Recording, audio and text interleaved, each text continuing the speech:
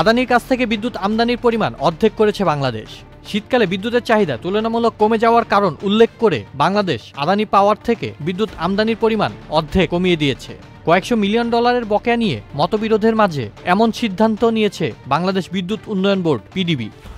আন্তর্জাতিক সংবাদ মাধ্যম রয়টার্সের প্রতিবেদন অনুযায়ী বাংলাদেশ বকেয়া পরিশোধে দেরি করায় আদানি পাওয়ার ৩১ অক্টোবর থেকে বাংলাদেশে বিদ্যুৎ সরবরাহ অর্ধেক করে দিয়েছে। সে সময় বাংলাদেশ বৈদেশিক মুদ্রার ঘাটতির মুখোমুখি ছিল।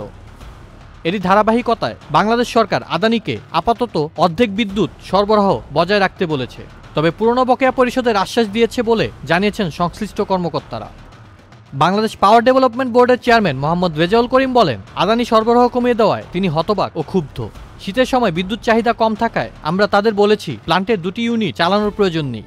2017 সালে তৎকালীন শেখ হাসিনা সরকারের সঙ্গে স্বাক্ষরিত 25 বছরের একটি চুক্তির অধীনে ভারতের ঝাড়খণ্ডে অবস্থিত আদানি গ্রুপের $2 বিলিয়ন বিদ্যুৎ কেন্দ্র থেকে বাংলাদেশে বিদ্যুৎ সরবরাহ করা হচ্ছে। কেন্দ্রটির 2টি ইউনিট রয়েছে, প্রতিটির উৎপাদন ক্ষমতা প্রায় 800 মেগাওয়াট। নভেম্বরে প্ল্যান্টটি মাত্র 41.82% সক্ষমতায় চালু ছিল, যা এবছরের মধ্যে সর্বনিম্ন। 1 নভেম্বর থেকে প্ল্যান্টের একটি ইউনিট বন্ধ রয়েছে। বাংলাদেশের এখন পর্যন্ত আদানির প্রায় $650 মিলিয়ন বকেয়া রয়েছে।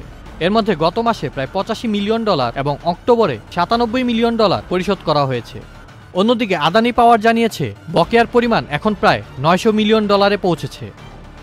আদালত আদানির সঙ্গে হওয়া চুক্তি বাতিল না করলে বাংলাদেশ সরকার চুক্তির আওতায় বিদ্যুৎ কেনার দাম অনেকটা কমাতে চায় বলে রয়টার্সকে জানিয়েছেন অন্তর্বর্তী সরকারের বিদ্যুৎ ও জ্বালানি উপদেষ্টা মোহাম্মদ ফাউজুল কবির খান।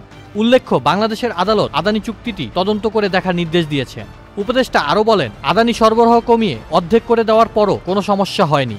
কোনো বিদ্যুৎ উৎপাদনকারীকে ব্ল্যাকমেল করার সুযোগ দেওয়া হবে না। আউসাফুল ইসলাম আকিব, চ্যানেল আই।